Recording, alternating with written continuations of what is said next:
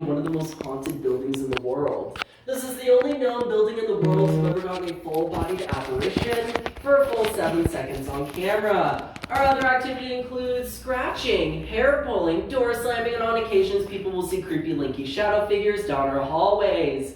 And if you folks follow me right this way, I have all sorts of cruel, twisted things to share with you in my museum.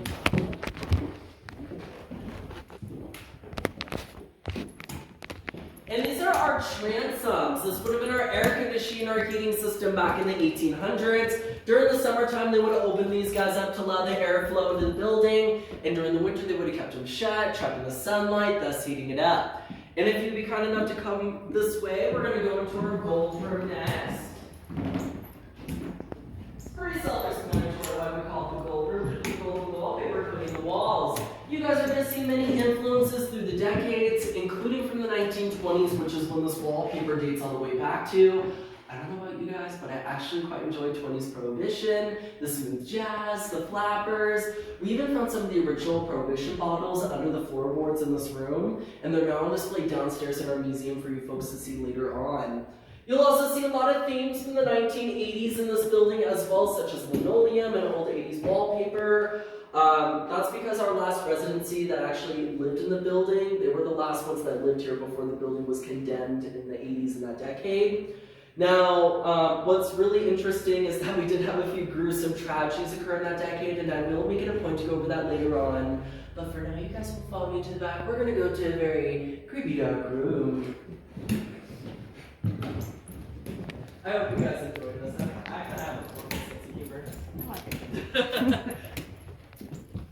Go to file all the way down to the furthest wall for me. Thank you.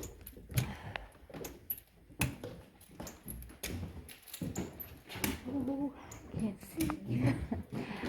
So this is my friend Willie Nelson here. Him and his friends will be posted through the building to give you a little bit of an extra scare. And by a show of hands, how many of you guys know who Travel Channel's The Ghost Adventures is? Anybody? Awesome. When they were here for the second time in 2009, there were only 2 of their crew members standing in this room. When they got a bone-chilling piece of evidence they will never forget. When they looked to the wall right here, they noticed there's a third shadow man on that wall. To this day, we do not know who the third shadow figure is, and personally, it still sends shivers at the back of my spine just thinking about it. And if you guys look through the window right there, do you see that big block-looking thing? That's where our famous spiral staircase is capped off at the top for safety reasons. You will be seeing it later on during our tour. However, I'm withholding a little piece of information from you guys just because I enjoy watching people's jaws drop when they see our iconic staircase. Now, would you guys like to see an above view of our crypt where it's to stack all the dead bodies? Absolutely. Right. Follow me right this way, single file.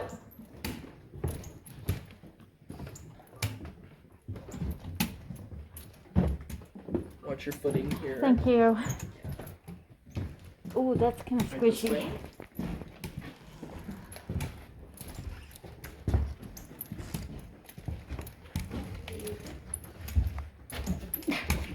Isn't tight. Thank you.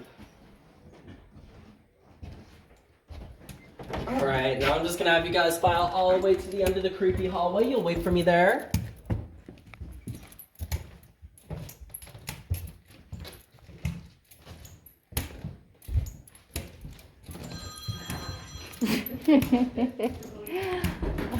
That scared me. Alright, I'm just gonna have all of you take a very quick peek down the little side holes into our crypt right here. I'll tell you all about the crypt in the following room. Alright. Oh, that's cool. Ooh.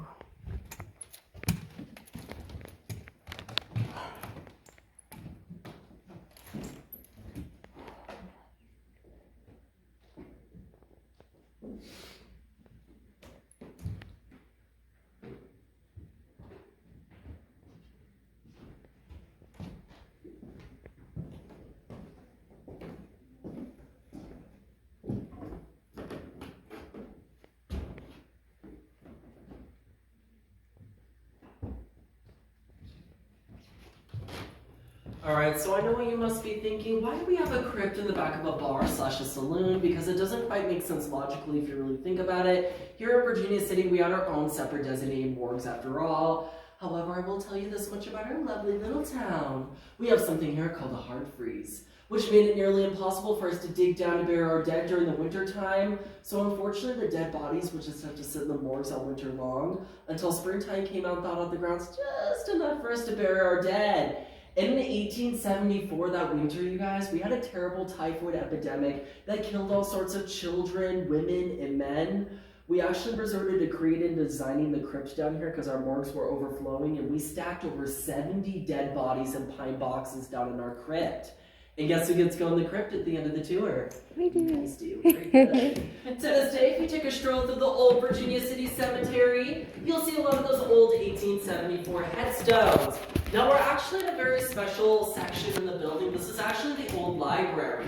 I know it doesn't look like a library now, but I assure you it once was one. Believe it or not, the original ceiling that used to be in this section right here used to contract up and down on a pulley system, allowing us to put as many bookshelves as we wanted. So from 1862 to 1875, all kinds of residency here in Virginia City would come here to check out a book. But that's not the most impressive aspect about this room, you guys. If you look right up here, this is some of the original 1862 wallpaper from when Mr. Joseph Douglas had built the building. And to put it in perspective for you, it's been up ever since Abraham Lincoln was President of the United States. Now the next room I'm going to bring you guys into is a little room I like to call the funhouse room. Although I believe our definition. Did you hear something? Yeah, I heard a woman talking behind me. Yeah, I figured it was outside. It sounded super close, like right down the hallway. Yeah, I heard it too, but I was thinking. Well, because we're on the side of the building, so there shouldn't be anybody out here as far as I would think. As far as I know, there's the courtyard right here. There is entrance to the courtyard, but I don't think there's anybody out there. Oh, that's cool. Well, if you guys follow me right this way, we're going to go to the fun house room. Please stick together. You guys may as well go first.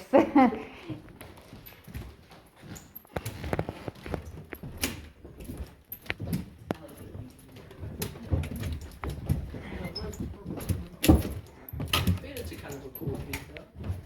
What's your step? Okay. What's your step right here? All right. Thank you. And I'm just going to bring you guys down this narrow hallway.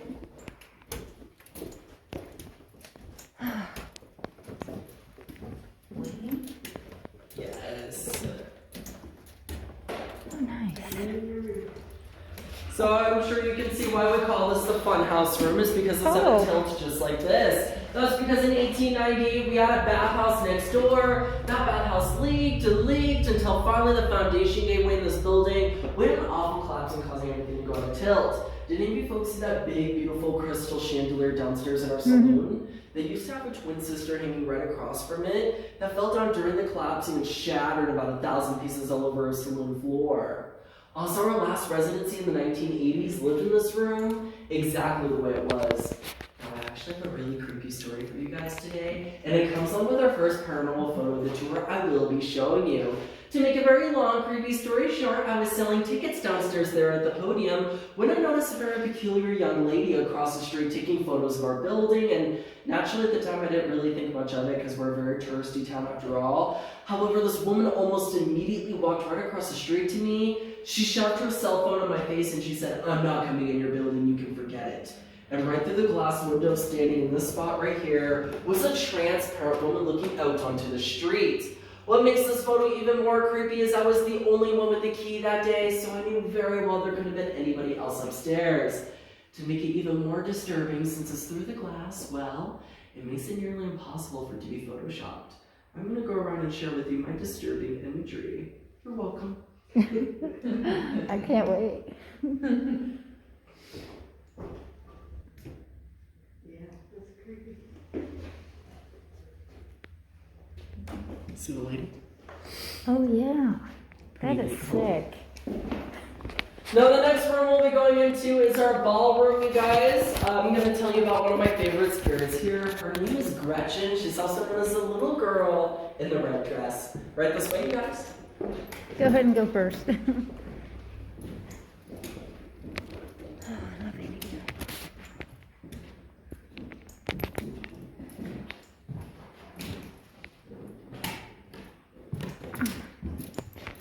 Oh, so cool. Yeah,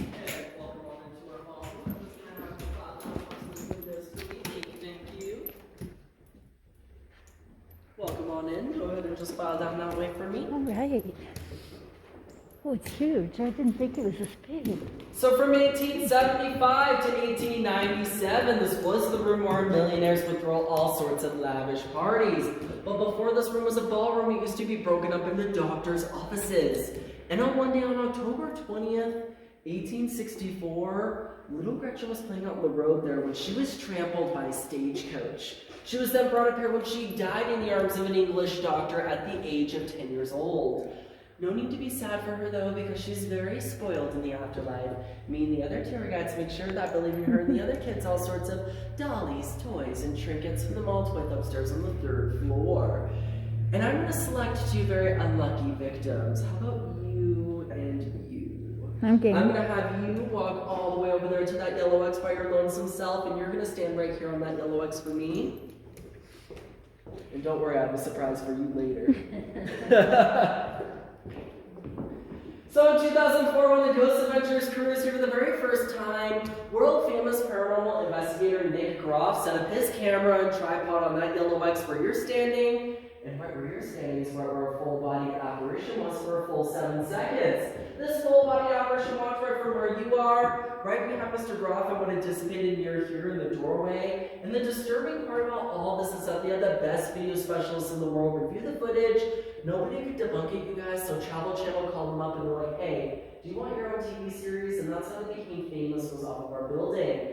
To this day, if you wish to watch the full body apparition video, you can look it up on YouTube, or you can simply linger afterwards when the tour does conclude to see your full-length documentary. We do play downstairs. And if you folks be kind enough to come forward this way, I have a very special mirror I'd like to share with you.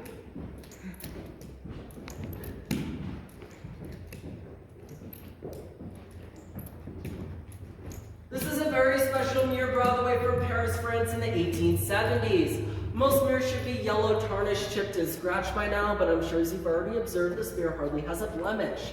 In fact, in 100 years from now, when we're all gone, it'll look exactly the same way. And that's because it's backed with something real special. It's actually backed with diamond dust.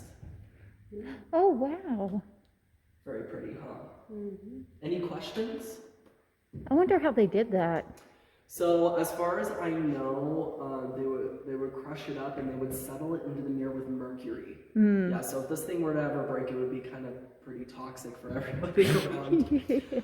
All right, and if you guys look right over there, that's a 300-year-old Bouvet cabinet from London, England. It is all hand-carved. So it is not original to the building. However, I'm very honored to have such a very beautiful piece up here. And if you folks follow me right this way, we're going to go to our poker room next where our millionaires used to hang out. And please watch your step right here. Oh, oh, that board's loose. Thank you. Just going to go spiral into our poker room here.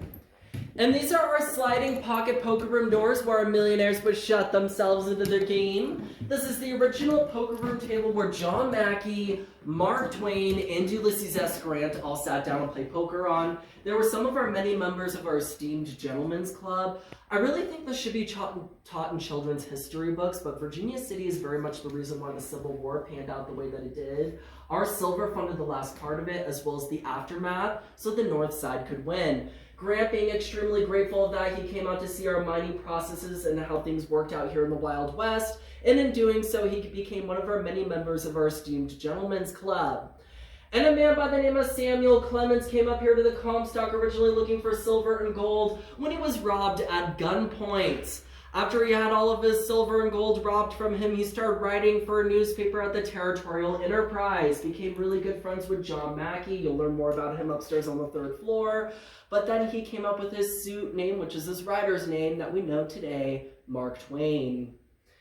And if you guys look right over here, this is a really close representation what this room would have looked like in the 1800s, with all the gentlemen playing in the room and the green felt on our poker table. Also, our millionaires are very naughty men, like most millionaires are, and they used to sneak the ladies of the night down the staircase here, through the courtyard, right through the side door here, for good luck for their poker game, of course.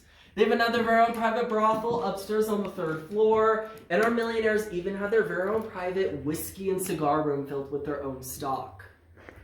Do you guys have any questions thus far? This is so cool. Yeah, I know, it's a lot to take in. Alright, you guys, so we're gonna go to the selfie ghost room next, so please come forward right this way, and I'm gonna have you guys line up against this wall over here.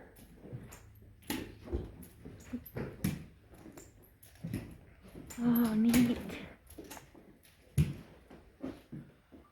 Alright, well, I've already had 2 volunteers, or I get to select at this point, but you have not gone yet, Missy. I'm gonna have you come forth this way, and I'm gonna have you stand in this room by your lonesome self. And if you want out, just knock on the door. Good luck. Oh, I wish I'd gone in there. About 6 years ago now, there was a woman named Miranda that took her tour here at the Washoe Club. That was a one-on-one guided tour between her and one of my old colleagues, Carl. So there wasn't anybody else upstairs here in the building. When Miranda set foot into this room, she got a heavy, tight feeling in her chest, so she's like, oh, okay, well, let me take a few photos. I might get something, right? She walked up, she took a selfie just like this. Standing right behind her was one of the most disturbing things I've ever seen here at the Washoe Club. That was a woman with hollow eyes that was not on the tour. And she would have been standing right next to you right here. The reason why I trapped this poor soul in this room is because this is the old whiskey and cigar room. This room is also really well known for creepy shadow figures and whispering. I'm so nice. I suppose I'll let you out now. I can't see it. And I do have that photo I